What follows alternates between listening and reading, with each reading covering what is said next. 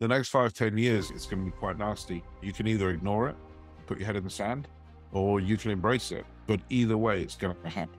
And what AI does is it changes one of the rules of capitalism. And this is a rule that's been in place for 3,800 years, which is that value comes from scarcity. If something is scarce, it's more valuable. And if something is less scarce, it's less valuable.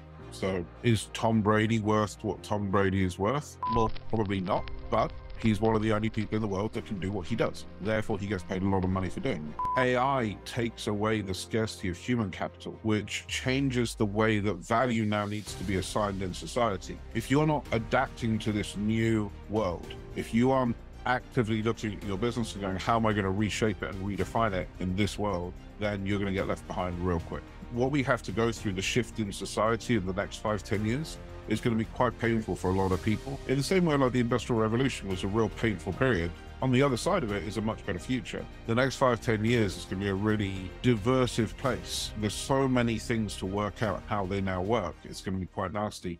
Hey, everyone. I am so excited. Once again, I got to tell you, this guy is seriously in my top 33%. Someone asked the other day, who's in your top 1%? Well, probably Peter's in the 1%, to be honest. This is like my top 5 right here. Peter is my top 5. I love this man so much. He is a serial entrepreneur, and no joke. He was one of the first coders ever, web developers in the world. He has a history of disruption. I mean, seriously, he disrupts in a good way. And he takes on some serious, audaciously crazy goals. In fact, he's actually launching a new book that is coming out next week, June 13th. So by the time of this video, hopefully you'll see it before it's launched because you get a lot of free deals and specials he's giving along the way with that. But if not, check out the book. I'll put it in the links below. But it's called You Can Be Proud or Rich, 52 Lessons to Live By. And I guarantee you, he's had at least 52 lessons to live by. Peter Swain, welcome to the show. So excited to have you today.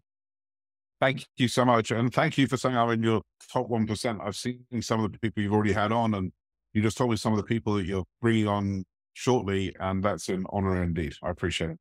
Oh gosh, my pleasure, man. I tell you, we go back a little bit here with being both platinum partners and in other spaces with our other mastermind group, YBL, Your Best Life. And Peter and I, a little fun fact, we actually had, he launched a startup a few years ago, and I was the COO for a short time. We had a little business thing going, and I learned a heck of a lot from this man. So hang on to your seats. And we won one of these together. We did, and we won a Tony Robbins Business Mastery challenge during Business Mastery. And Peter's actually won more than anybody ever in the history. You were the first one to win the first digital business mastery, virtual business mastery. How many of you won? 3? Well, I've won 3, but I would still claim it's 3.5 because the last one, we raised $250,000 in 3 days in the last one, and they gave it to a team that raised 20. So I think that by the 3, they weren't making play anymore, which is fair. I understand that. Let's call it 3.5. 3.5. Oh, it's awesome. Well, Peter lives in the UK, but he's jaunts all over the world and is up to some amazing things, including starting up a bank. The first is a digital bank it's going to be a brick and mortar bank too, but it's for, tell us a little bit about that. I'd love to hear something about that and see what we can do there. Tell us about it. Yeah, it's for the, it's aimed at the Latino community. The Latino community in North America is $2.8 trillion of GDP. If that was expressed as a country, it would be the 5th largest country in the world. But inside that community, $260 billion is unbanked and $700 billion is underbanked. So you've got close to $1 trillion worth of money that isn't getting the same products and services and care and attention that the more mainstream consumers are. And if we want to up-level humanity and we want to up-level all of us, it's kind of beholden not just to look after us on our own. It's kind of more beholden for us to look at everyone and go, okay, where can we help and who can we help?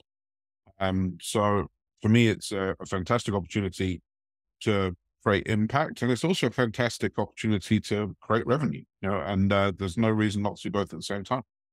Well, I'm so amazed by that. When you told me what redlining was, and sadly, I did not know what that meant before you told me about how many Latinos and minorities are passed up for loans, or that their requirements are higher, even if they have the same exact situation, whether it be income and their credit score. And you're Well, there was sorry, one of our investors is a lady from Texas. And when her husband applied for a mortgage, and she's a seven-figure earner. She's not, she's not poor, but when her husband applied for a mortgage, she got pre-approval at 5.3. And when she was added to the application, it went up to 6.8. And she's actually the breadwinner of the two. And there's reasons for this. It's that FICO data pulls inequality from the past into the present. But nothing changes unless people change it. And doing the right thing is always the right thing to do. So we want to fix that. I'm so glad to hear that. I know that's where the disruptor comes in. And that's the model I go by. Is always, when someone says you can't do that. Oh, I love when people say that to me. It's like, no, there's got to be a way. There's got to be a way. And you're the same. And I think that's so cool. And that's what makes change and makes the world better, is people are willing to disrupt, and a lot of times get knocked for it and get criticized and get judged. And you have haters and you have people that don't agree with you. But playing it safe, playing small, nothing good ever comes out of that, does it? It's just, you can live a good life, but being a disruptor is way more fun. It makes a bigger impact. So it is, but when those people are speaking into those spaces, I think if most of disruptors and leaders and entrepreneurs are honest, those voices are in the back of their own head as well. We're fighting against ourselves as much as we're fighting against everybody else, because the world wants to stay the same. If everyone had their way, the world would stay the same. And by being an entrepreneur, you're essentially saying you don't want the world to stay the same. And I remember a family relative of mine, who will remain nameless, once flew to see me when I ran a business in Dubai to offer me a round the world cruise if I quit my business. And at that time I was successful. It wasn't that I wasn't doing badly, but they so didn't understand that I was comfortable not knowing how much money I was going to earn on any given month. And to them, that model of the world where they didn't know they were getting this much on this day was so alien that they were literally willing to bribe me in order for me to quit my business. Like 28 members of staff, $3.5 million turnover. I was 22. We weren't doing bad. But yeah, they were willing to bribe me for me to quit. Amazing. Well, that's the middle 33% of the people that are just keeping us at status quo. So we got to always seek that top 33%, people that'll challenge us, that'll get us out of our comfort zone a little bit, like you always do with me. It's a challenge. You want to have people like I love having you in my life, because you're always helping me think, and I have to raise the bar in my own life when I see what you're up to in the world. It's like, yeah, I could be doing what I was doing, but I'd always love to find something I can say, I can do that. I didn't know that was possible. And you're always showing me things like that, whether it be about investing or something with digital marketing, or even you're awesome. We have to mention this too, is this is a great thing for people. Anybody watching this, is AI is the thing of the future, and it's not going away. And Peter has created this amazing mastermind group where you get on a call every week for an hour and you teach how to use it and how to apply it in your business, in your personal life, and how to really make an income. I mean, it's using AI to build wealth, and, you can get ahead of 99% of the people when you're doing that. It's just because it's not going away. What did Peter Diamandis say? Is there going to be two kinds of businesses in the next couple of years? Those that are using AI and those that are not in business at all. So we got to jump on, we got to figure out how to be relevant. Yeah. And I think it's, people say, do you need to use it? And the answer is no, you don't need to use it. But if you could imagine that you went to your CPA and you asked to get a copy of your accounts, and your CPA said, oh, we don't use Excel, we don't use QuickBooks, we like to do everything by hand with double counting in a ledger, so a big book, you would sue them for malpractice. That would be your response. Your response would be, I'm going to talk to an attorney, because there's no way you can run a business now and the complexity of a business on paper without making mistakes. And in 5-10 years time, it will be exactly the same in the legal profession, the medical professional, the investment, any service provider that you have. If they haven't used AI to inform their decisions and their research, it will literally be malpractice. And I'm utterly confident on that. As you said, like one of the first web guys in the world, then one of the first mobile people in the world. this is just, to me, this is just the next revolution where we change the rules. And you've heard me say this a few times, Jill, but people often confuse an evolution and a revolution. And you can have a big shift like social media, but it isn't a revolution. It's an evolution. And the difference is a revolution challenges one of the points of human philosophy. It challenges one of the ways that we live our lives. So the web gave us a footprint with the whole world. Instead of it just being, how far can I drive in my car? It became, I can now interact with anyone everywhere. Mobile became, I can now do that untethered. I don't need to sit at my desk in order to work, communicate, have a relationship, have an intimate relationship, have a business relationship, transfer money, etc. And what AI does, the reason that everyone is talking about it to the extent they are, is it changes one of the rules of capitalism. And this is a rule that's been in place for 3,800 years, which is that value comes from scarcity. If something is scarce, it's more valuable. And if something is less scarce, it's less valuable. So is Tom Brady worth what Tom Brady is worth? Well, probably not. But he's one of the only people in the world that can do what he does. Therefore, he gets paid a lot of money for doing it. AI takes away the scarcity of human capital, which changes the way that value now needs to be assigned in society. And that's why Peter Diamandis absolutely said what he said, which is, well, what if you're not adapting to this new world, the agrarian revolution, the agrarian economy, the industrial economy, the information economy, the data economy, and now we're on to this next one, this abundance economy, as I like to call it. If you aren't actively looking at your business and going, how am I going to reshape it and redefine it in this world, then you're going to get left behind real quick. So I'd rather it wasn't here, by the way. Most people don't know that. And people find that curious because of the AI Mastermind. Like, so you don't like this? And I'm like, no, I don't like it. I really don't. But I don't like taxes either, but I still pay them. I don't think AI, what we have to go through, the shift in society in the next 5-10 years is going to be quite painful for a lot of people.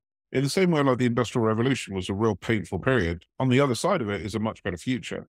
The next 5-10 years is going to be a really diversive place as these things all develop and play out, and we work out the legal ramifications and the audio, the copyright. There's so many things to work out how they now work. It's going to be quite nasty. On the other side, it'd be great. So I actually rather it wasn't here. It's the first time I've ever said that. But it is. Therefore, as you said, you can either ignore it, put your head in the sand, or you can embrace it. But either way, it's going to happen. Well, for people that, and that is so awesome that you said that. And I appreciate the honesty, because it's going to be a challenge for the next several years. And what I'm seeing is people that are not necessarily using it already are listening to conspiracy theories, and they're choosing, like, I'm not going to, they're like rejecting it or they're resisting it. And I get that. But also I'm thinking of the person. I'm always thinking of an individual or an avatar before I do any interview. And I'm thinking, who is someone that needs to hear from you today? What's going to move the needle? And I'm thinking of someone who maybe has a job or maybe is out of work right now. And they just, during this transition with the pandemic, people shifted careers. They lost their identity. There was a really crisis, kind of a traumatic moment for a lot of people in time. And so if someone's saying, okay, I had this opportunity now. I'm not college educated. I've been working a job. I'm trying to make ends meet. I'm living paycheck to paycheck. How can I use Chatgpt or AI to change my life and actually do something for good and make money and serve others? What could they start with? How would you recommend it, other than joining your mastermind, which is a great thing to do? But what would you say? Yeah, sure. Well, I'd start by training the AI on you. So one of the things we work from Mastermind is literally teaching AI who you are. It's just a conversation. I am this. What else do you think might be true about me? That is true. That isn't true. So that the AI begins having a model of who you are. And then I'd actually just have a conversation with it. I'd say, what are ways do you think I could earn money? How could I invest my time? How could I? And then start shaping your CV next to the advice. I mean, apart from anything else, you can get a job as a prompt engineer now for about $350K a year. So you can get a job not as an AI like developer, but just somebody that knows how to use ChatGPT, can end up with about okay year job. So if you're out of work and you need a job, just get on AI and do it that way. Because what people forget is that AI only got released to the mainstreams 3-4 months ago. Right? There can't be anybody in this industry right now that has a 20-year head start.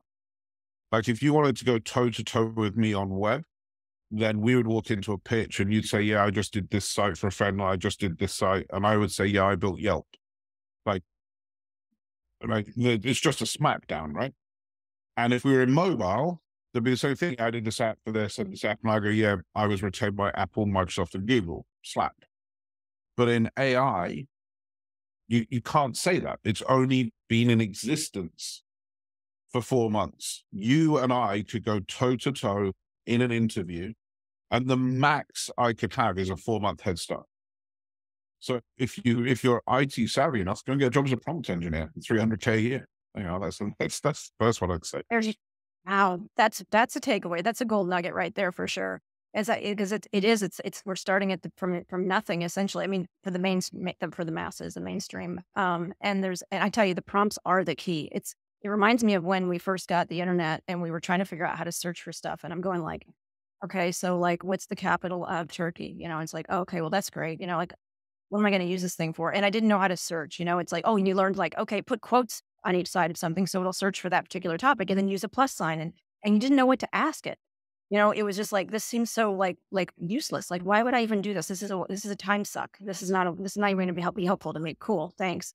And then we learned how to ask questions of it. You know, we learned how to search for what we wanted, and now everyone can do it. But it took years for people to get to that point. And so the process is the same thing as learning how to drive the damn thing, right? Yeah, and it's the best way I can always express it is to imagine that you have a junior executive in any specialism at your fingertips. So you want to find a job? Well, go to ChatGPT and say, I'm looking for a job. What are the steps I could take in order to make myself more marketable? Send it, download 15 CVs, put the CVs into ChatGPT, and say, what are the common threads in these CVs that made them work? Upload your CV and then say, you are an interviewer for Procter & Gamble. Here is my CV. What questions would you ask me?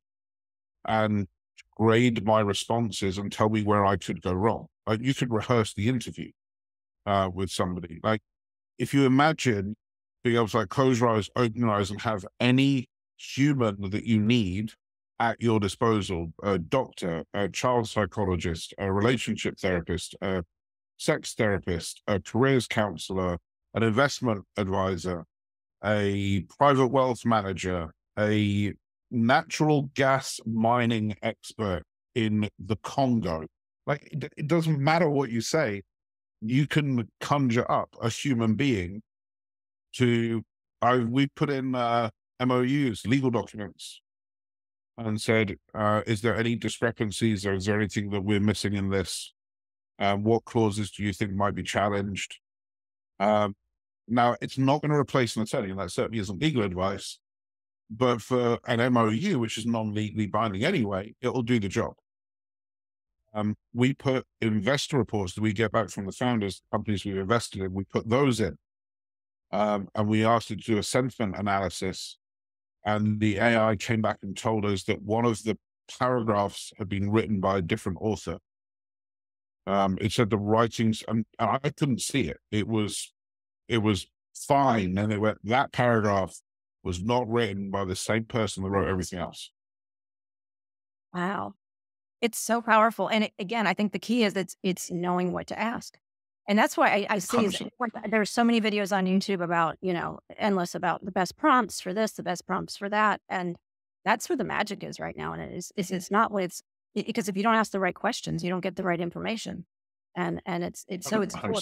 Write a book, you can do all kinds of things with it. So that's awesome. And so I hope people will definitely check out your mastermind, because it is probably the best value of anything I have signed up for in years, what you're doing. And thank you. Yeah. Again, I didn't really want to do it.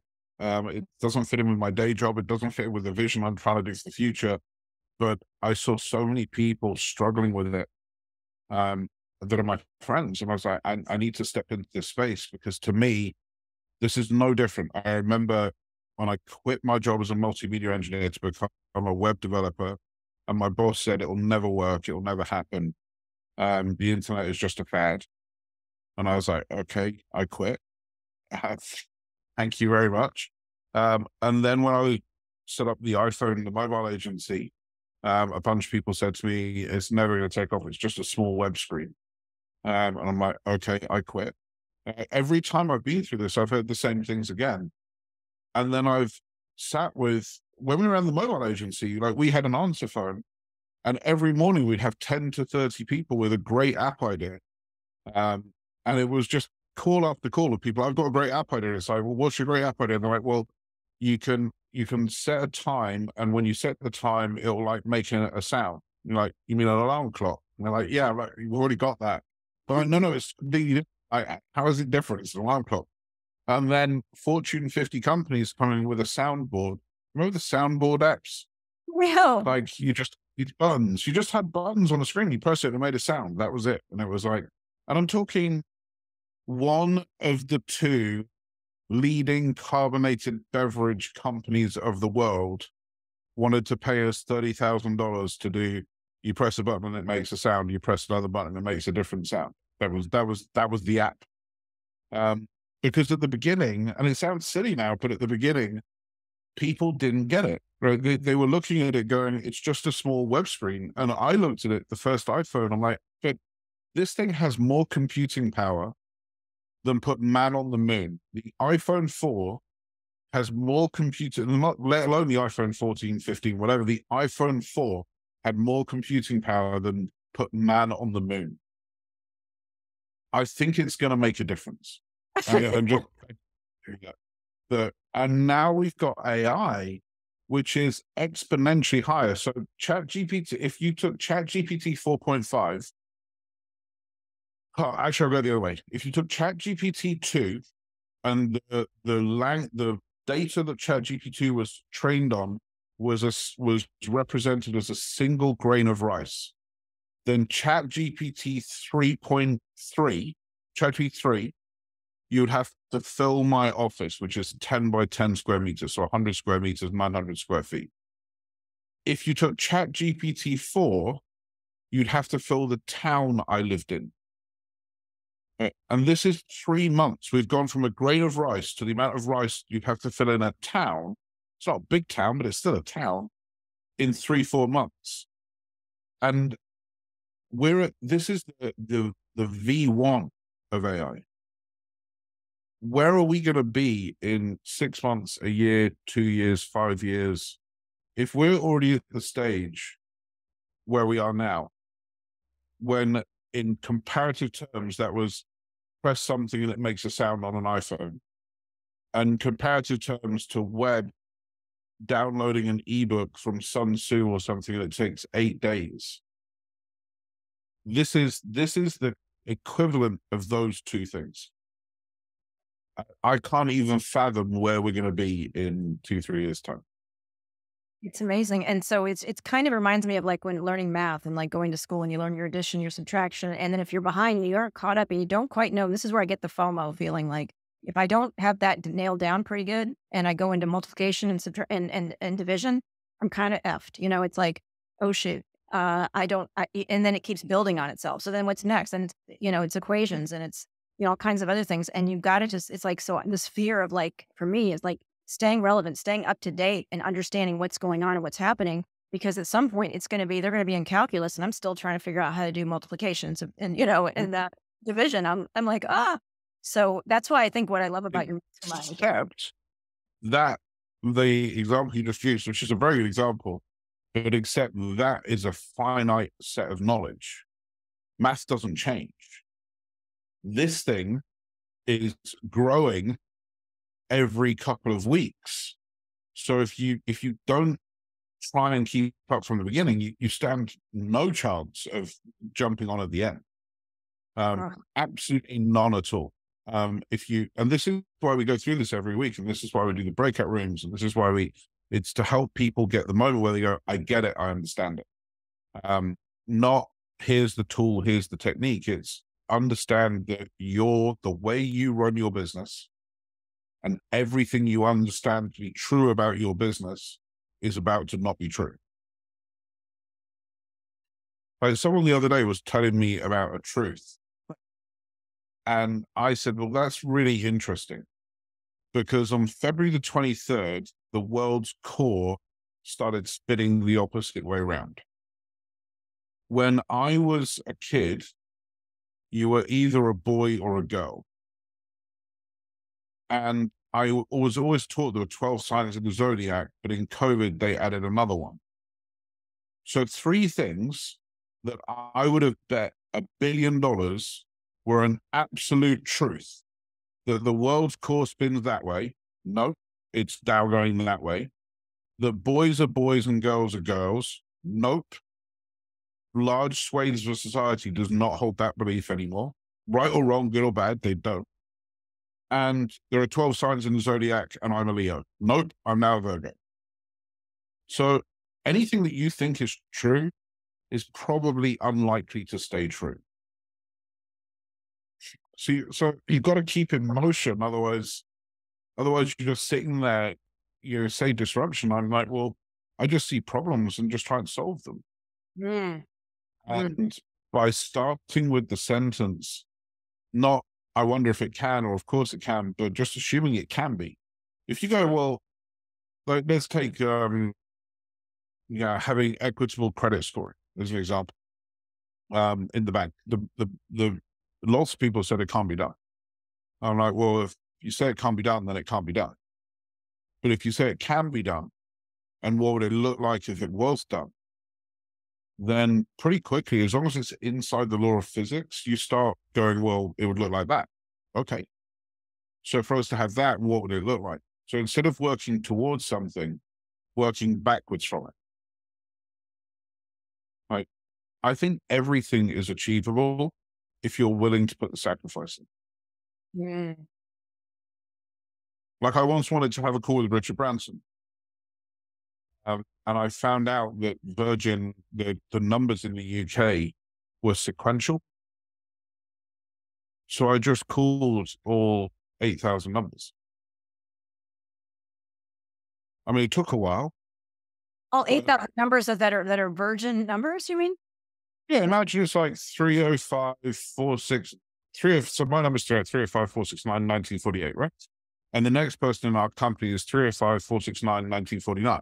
Okay, I see. So one of those numbers is his, right? So just dial the phone. Dial the phone 100 times a day for 80 days. And I managed to talk to him. You didn't talk to him? Got him on the phone? Yeah. Because I just started with, well, it's possible. So what would it look like if it's possible? Well, there's 2 ways I can do it. I can either guess the number, work through all the numbers, or find a smart way to get the number. I wasn't going to guess the number. That's out. I didn't have a smart way to get the number. That was out. So you're left with, well, I'll just call every number. Everything's doable. If you want to achieve it, everything is achievable. The only question you have to ask is the sacrifice you're going to have to put in worth it? Like you're in Miami, right? Yeah. And if I said you need to get to South Beach in 20 minutes in rush hour, most people say that can't be done. If you pull out a couple of automatic weapons and start firing in the sky, I guarantee the road will clear. Yeah. Just matter how bad you want it. Well, how bad do you want it, right? And now that's a silly example, but it's also a perfect example. Is it worth getting there in 20 minutes, the sacrifice of the police shooting you on the way? I think hopefully most people say, no, that's a really bad idea. But the sentence they said, it can't be done, we've just proven that it's not true. It can be done. I think almost everything that you want and anybody that listens to this one can be achieved. The only question is, do they have the ability to stow their ego so that they don't, when it doesn't work, they don't correspond it to they didn't work. I think a lot of people have it and they very, very mixed up. And they go, it didn't work, therefore I no longer have value. Actually, I'm going to change that. I'm not going to say, I think a lot of people are going to say everybody. Everybody suffers from that. It's how quickly you can nix it and stop it and go in a different direction. But stow your ego and look at the sacrifice that's required to do something and get it done. Like a good friend of ours, Preston. Yeah. Preston's known, and I don't mean this as an insult at all. I mean it as a great compliment. He's not a super genius guy. He's smart. Don't get me wrong. He is smart, but his smartness, his ultimate smart, just comes from I'm just going to get it done. I'm going to. This reality is going to occur. Jeremy Newsom, same thing. Jeremy will stand on, tell you he is probably the least intelligent person in the room. Now, I do not think that's true, but he just figured it out. And almost anybody you can think of falls into that same category. The amount of people that just resilience and grit and hustle to get it done outnumber the super smart people that come up with the unlock that nobody else can come up with. We celebrate the people that can come up with stuff. We celebrate the Bezos and the Steve Jobs and the Elons, etc., because they're outliers. But the average person that builds $1 million plus business is not a smart person. They're not unsmart, but they're just somebody that can just get it done. And they figure it out and they make mistakes just like everybody else. The only difference is they don't quit. They don't quit. And I think that I know a little bit about your background, and that's something that I know you've gone through a tremendous amount of struggles growing up and things like that. And how did you get through that? And what is it that transformed you at this point where you just said, you know what, I'm going to find a way to get it done in spite of all the things that you've been through? Feel free to just, go into anything you'd like about that would help people if they're not alone. I don't know. I've often wondered why, I had a pretty bad time at school, and I was blessed that I didn't kind of fall into a victim mentality, because I never really thought it was my fault. Like, it never even crossed my mind that it was my fault. It crossed my mind that some of the people I was dealing with were sick individuals. And it put me in a situation where for the rest of my life, I'd already visited the dark places of my life. So I was never scared of anything from that point on, because I'm like, well, it can't be as bad as that, so it doesn't matter. I mean, but that gave me the opposite challenge, because it became very hard for me to then receive love. And when I met my wife and, we're blessed with my children, that was a transition for me back to normality of, seeing value and sacrifice. And, I'm now genuinely scared of stuff. I don't think you can have kids and not be scared, because they're so precious, so amazing. It was Sam's 6th birthday the other day, and you're having to make all these decisions you didn't have to make. But I think that most people, people say that the dentist is painful, right? Yeah. It's not. It's not correct. It's incredibly uncomfortable. And it's uncomfortable to the stage of being worse than being painful. But once they've jabbed all those injections in your mouth, it's not painful. Like, a paper cut hurts more than a visit to the dentist. But the best word we have, if you say to someone, oh, it's really uncomfortable, that doesn't sound serious enough. So instead you say, oh, it really hurts. It doesn't hurt. A paper cut really, really hurts. For anyone that has had a paper cut recently, when you have one again, you're like, shit, I remember that. Paper cuts really, really hurt. Dentists don't really hurt. What people don't like, I think, is the consistent, relentless hustle of building their own thing. I was on a mastermind the other day, and someone said, what's your advice? And they were struggling with their business. I said, I think you should quit. They're like, sorry? Well, I think you should quit. I don't think everybody was designed to work for themselves. I think it's a very rare, because I think it's crazy.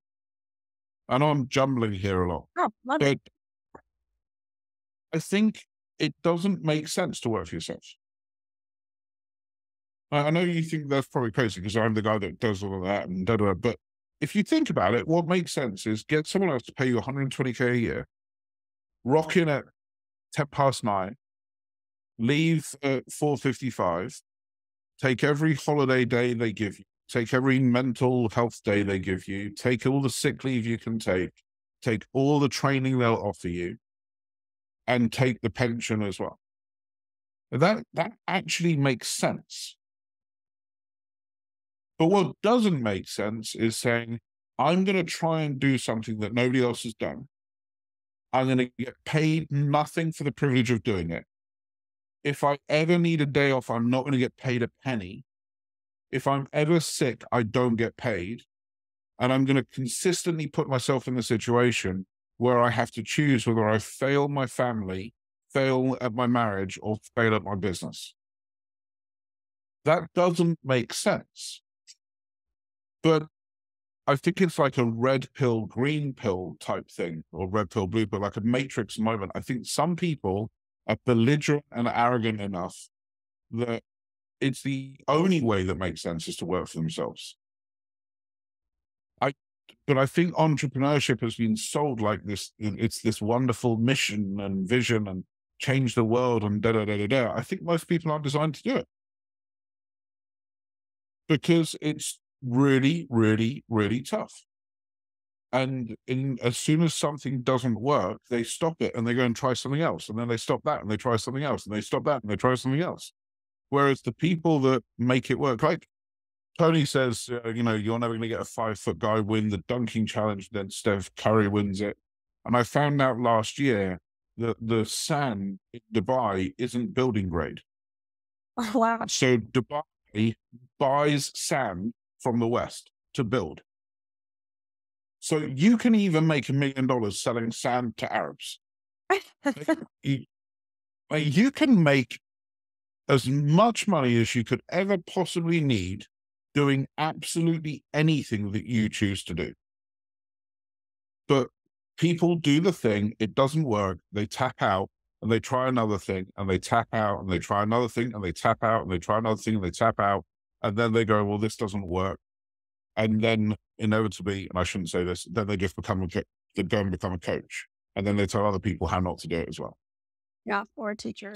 Sorry for all the coaches out there. I love you. I'm sure you're amazing. But no, I think we all have that. And I think it's kind of I think what you said that I loved, I wrote it down, is that we have difficulty in things. So we end up going through this thing where we say, okay, I tried it. It didn't work. And then we actually make it part of my identity that I don't work, that I'm not good. I'm not good at it. I see that in dating when I do dating coaching is, they talk about, they try to date people. They have a ton of bad relationships and they go, I can't, there's nobody good out there, or it's me. It's gotta be me. I'm not a good potential partner for anybody. And it's not that, or the apps don't work, or I'm not using it right, or whatever the situation is. And we make it personal, and it really has nothing to do with us. And it may just be that the choices that we've made, the vehicle that we've tried to make that happen isn't working for us. I love, you mentioned Preston. One of the favorite things I love when I worked with Preston, we had that company for entrepreneurs where we started a lot of new startups, a lot of wannabe entrepreneurs are starting. And we said that not everybody's designed to be an entrepreneur for sure. But at the same time, the very simple model, he said, is if you want them to be in business, something very simple. He said, find out what they want, go get it, and give it to them. And I think that's that demand. And if you like what it is that they want and you're like that area, then it's a no-brainer. It doesn't have to be rocket science. But it really takes a lot of grit. It does. It takes a lot of grit and a lot of not taking it personal and just not giving up. And that's hard. I've been through that. It's hard when things don't work and you want to say, oh, man, this isn't working. Because sometimes I can look back and see how close I was so many times to actually making it happen. And I gave up at the 11th hour on things. And I went, damn, or I just would have stuck with that, but boy, it creates more grit. It really does. It creates this keep getting back up if you're designed that you're supposed to be an entrepreneur. But I agree. That job sometimes does seem easier for a lot of people, but I'm personally not a fan of 2 to 4 weeks vacation a year. So I'm willing to, live with that instability, and then you never know when the markets are down. It's like, oh shit, when the markets are up, I'm like, yay. And, and things are going well. So, Just depends on your flavor, what you're into. Yeah, I'm not a fan of it either. I want to sensationalize entrepreneurship. Absolutely. Because it is by far the more crazy option. Because my own relative flew around the world to ask me to quit. And that was when I was being successful. That wasn't even when I was failing. I remember one day when I was running the web company, one of the web companies, a sale had fallen through and a check had bounced. And I was sitting on my sofa and the lights went out and I had an electric meter and I literally had no money at all. And I had to go down the back of the sofa to get enough money to put in the electricity meter. And I turned it on. And then I went to the supermarket and got like the own brand noodles for like 10 cents.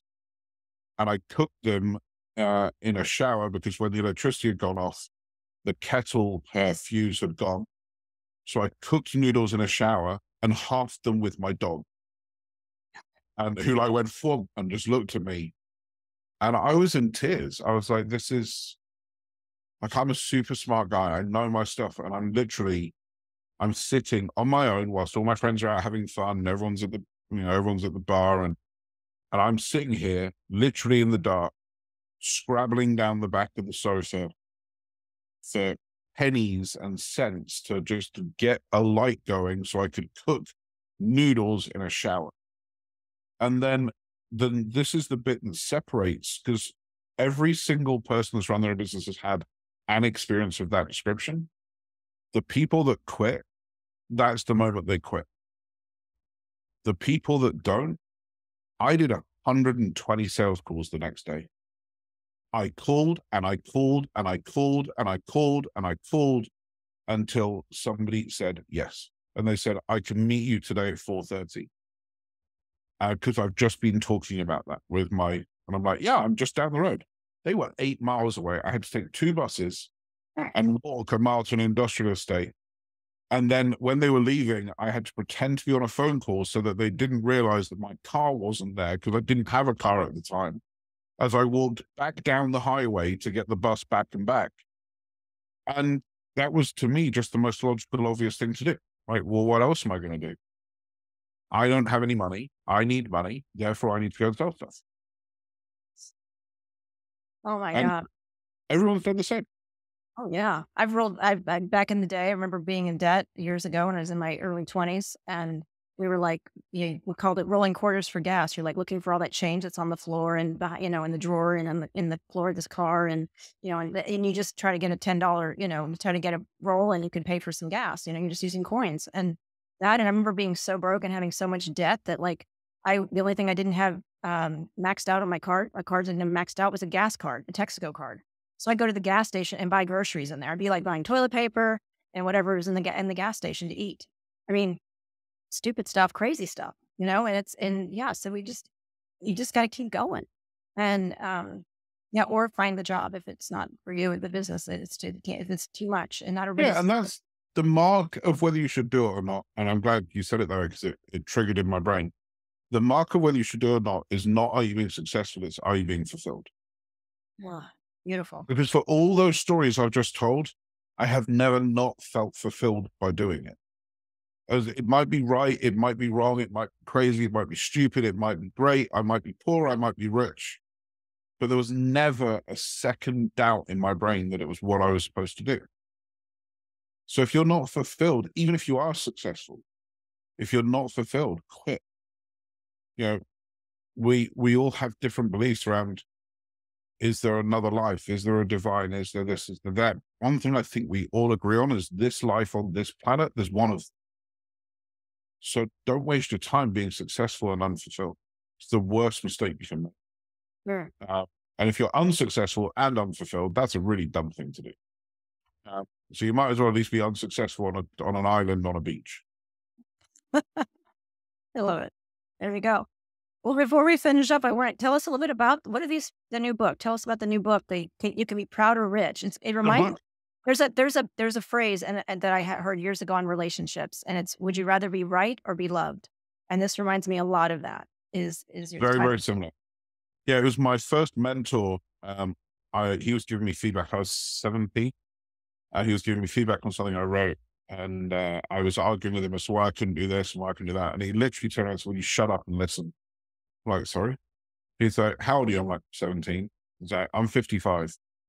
So I've got like 38 years on you. There is a chance in that 38 years, I've learned one thing, just one, that you might benefit from, but you're so busy defending yourself that you're not even listening to what I'm saying." And he said, "You can be proud or you can be rich." And he said, "And being proud is defending your ego, saying why you're right, why you can do it. That's being proud." Somebody that's rich, whether it's in their business, their health, their relationships, their intimate relationships, is constantly looking for feedback and new data and new and course corrections and information. And you cannot receive if you're talking. So shut up and decide, do you want to be proud or do you want to be rich? I'm like, "I want to be rich." He's like, "Great, then shut up."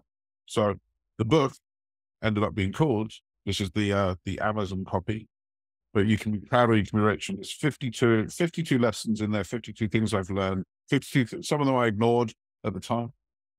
Some of them I did. I'm really proud of it. Yeah. So, yeah.